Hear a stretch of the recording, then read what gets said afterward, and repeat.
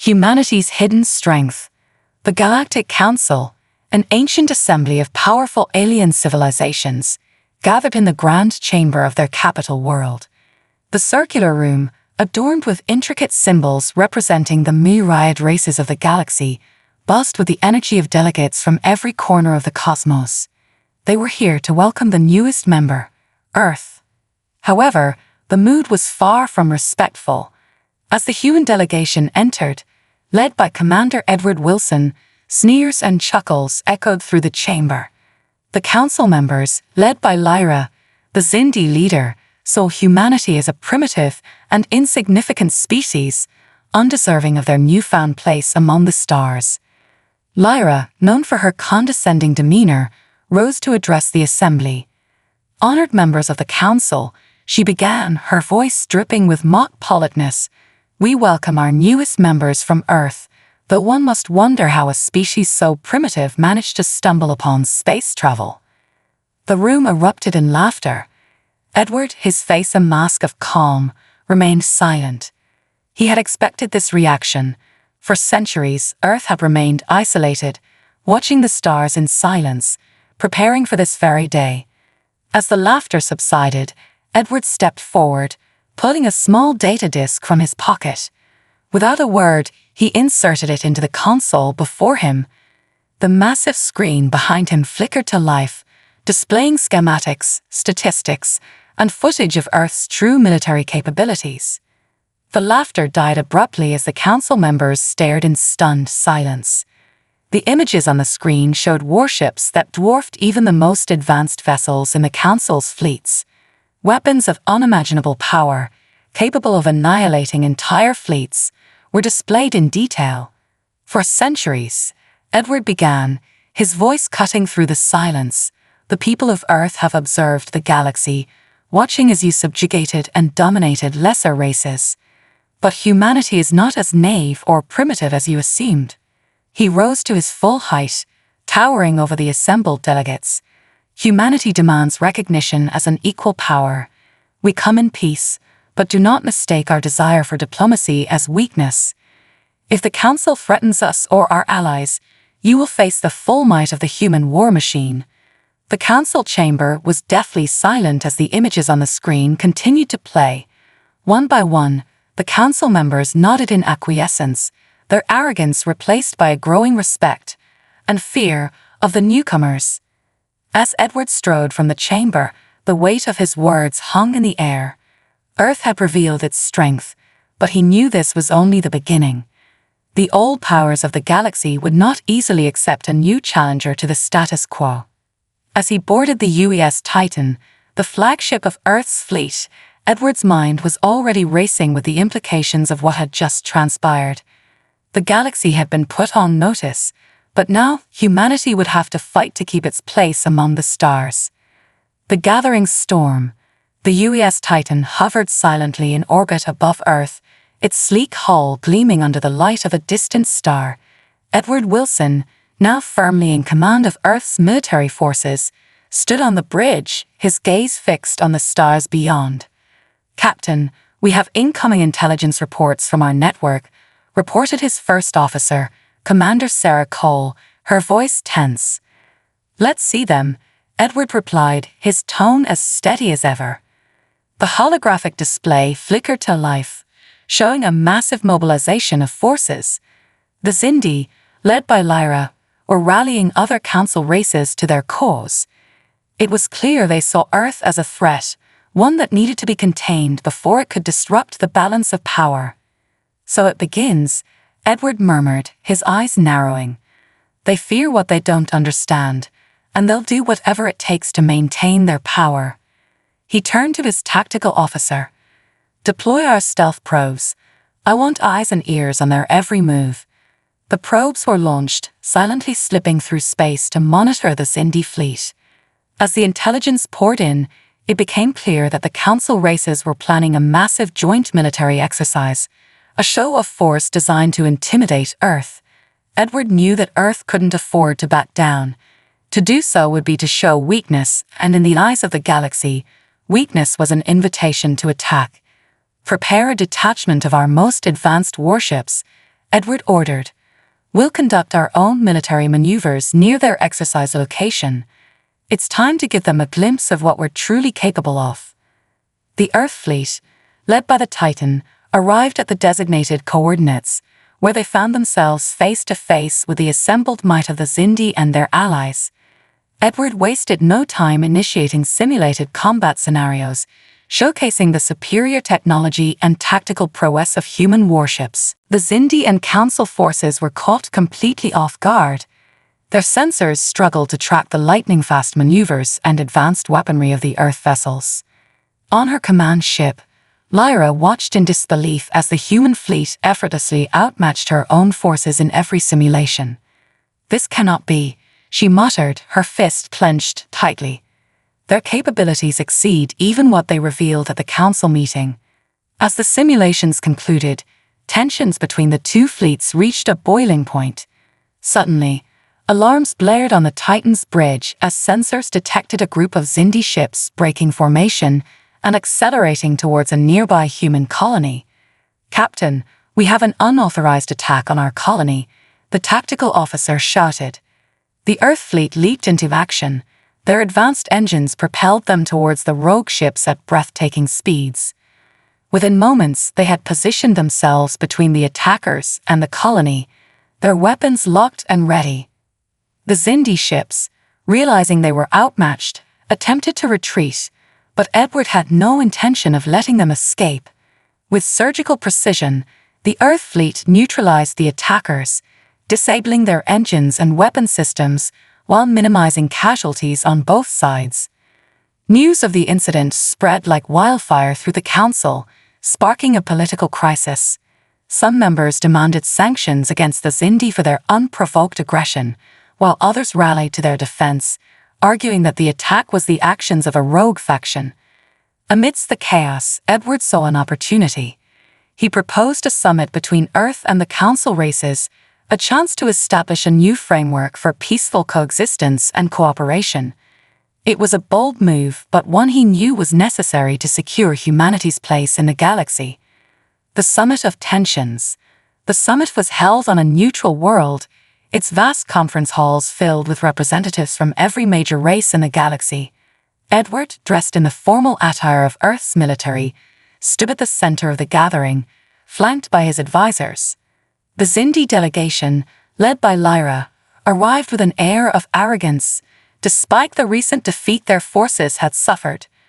Lyra, her face a mask of cold determination, locked eyes with Edward as she entered the chamber. As the summit began, it quickly became clear that the divisions within the council ran deep. Some races, impressed by Earth's technological prowess and restraint, were open to negotiations. Others, fearful of losing their own power, were staunchly opposed to any concessions. Lyra, seizing the opportunity, attempted to sway the undecided members. "The humans are dangerous," she declared, her voice ringing through the hall. "They threaten the stability of our galaxy with their unchecked militarism. We must unite against this common threat." Edward, unflinching, responded with calm authority. "Humanity seeks only peaceful coexistence, but we will not allow ourselves to be dominated or subjugated. The actions of the Xindi have proven that we must be prepared to defend ourselves." The tension in the room was palpable. As the debates raged on, it became clear that the outcome of the summit would shape the future of the galaxy. Behind the scenes, Edward and his team worked tirelessly to build alliances. They met with representatives from races who were sympathetic to Earth's cause, sharing intelligence and forging bonds that would strengthen their position. At the same time, Lyra and her allies plotted to undermine the summit.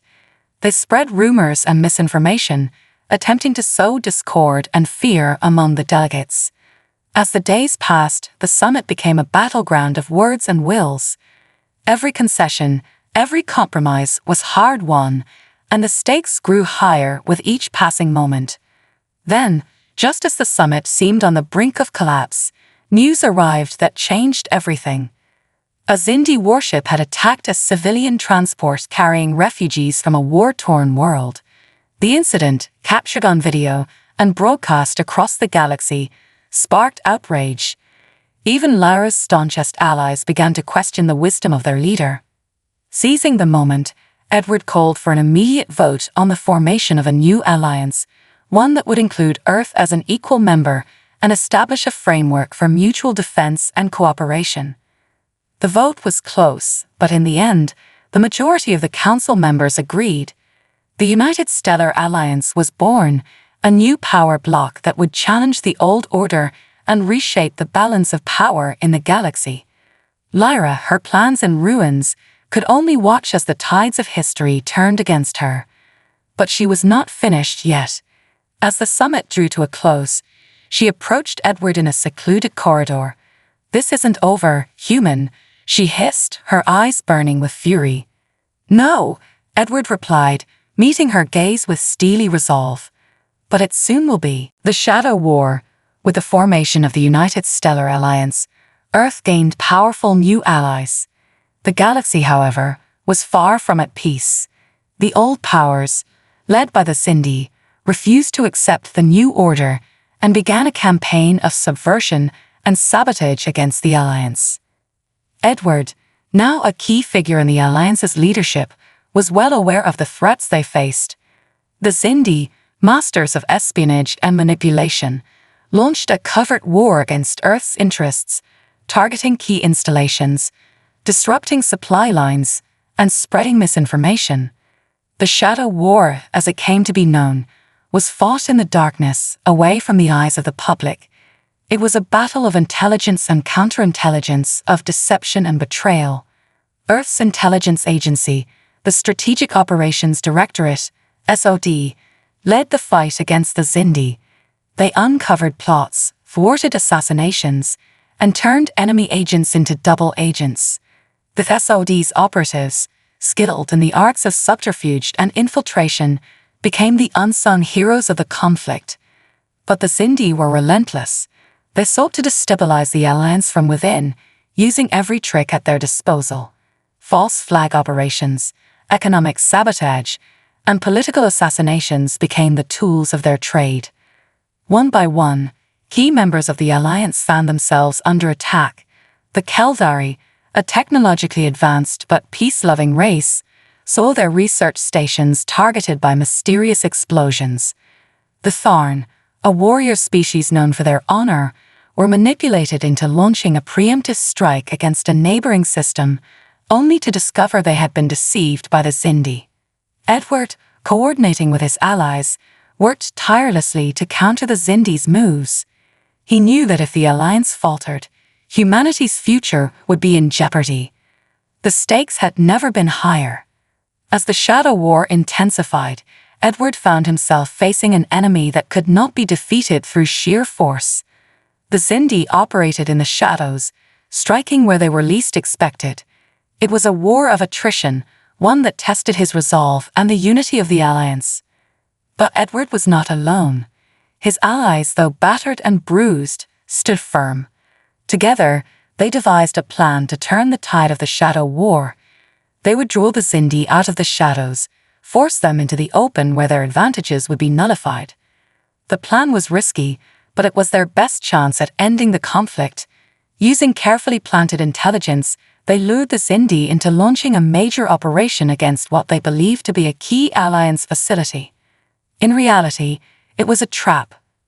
When the Xindi agents arrived, they found themselves surrounded by Alliance forces.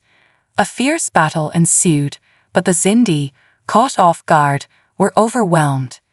Many were captured, and their operations were exposed to the galaxy. The victory was a turning point. The Shadow War was far from over, but the tide had shifted in favor of the Alliance. The Xindi, their network in disarray, found themselves on the defensive. Edward knew that the end was in sight, but he also knew that the final confrontation with the Xindi would be the most dangerous yet. The final betrayal.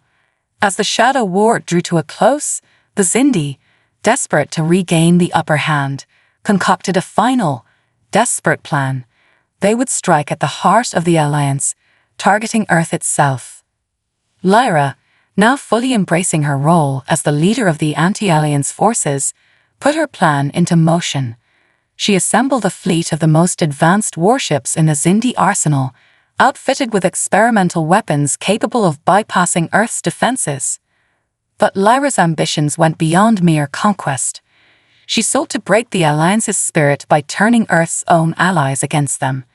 She spread rumors that the humans were secretly planning to dominate the Alliance and subjugate its members, sowing discord and mistrust.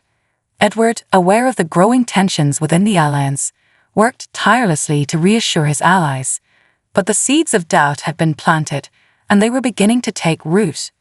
Then, just as the Xindi fleet was preparing to strike, Edward received a message from an unexpected source, a high-ranking Xindi official who had grown disillusioned with Lyra's leadership. The official, codenamed Whisper, offered to provide vital intelligence in exchange for asylum on Earth. Edward, sensing an opportunity, agreed to the terms and arranged for Whisper's extraction. The information Whisper provided was staggering. Lyra's plan was far more insidious than anyone had realized. She intended to launch a false flag operation, using captured human ships to attack key Alliance worlds. The goal was to provoke a war within the Alliance, fracturing it from within and leaving Earth vulnerable to the final Xindi assault. Armed with this knowledge, Edward moved quickly. He convened an emergency session of the Alliance leadership, where he presented the evidence of Lyra's plot. The room was filled with tension as the leaders reviewed the data. At first, there was skepticism. The mistrust that Lyra had sown was deep, and some members of the Alliance were reluctant to believe that their own fears had been manipulated. But Edward's calm and unwavering demeanor, coupled with the undeniable evidence, eventually won them over. The Alliance agreed to a bold plan. They would publicly expose Lyra's plot to the galaxy, discrediting her and rallying the Alliance in a united front against the Xindi. The plan worked. As news of Lyra's treachery spread, the galaxy reacted with outrage. Even the Xindi themselves were divided, with some factions refusing to follow her orders. The Alliance, once on the brink of collapse, was now more united than ever. But Lyra, cornered and desperate, refused to back down. She launched her final assault on Earth, leading her fleet into the Sol system with the intent of destroying humanity once and for all. The battle for Earth.